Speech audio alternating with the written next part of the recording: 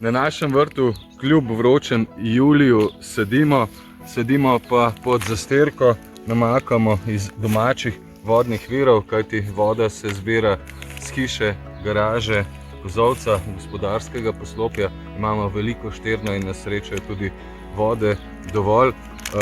No, kar se tiče endivje, tukaj je ena sorta sardana, ta zelo dobro prenaša poletno vročino. Prav tako solata Gui Diesel, vse sadike so slovenske, s Prlekije. Na ta način enostavno poskrbimo tudi z izborom sort, da rastline optimalno prenašajo vroče, sušne razmere.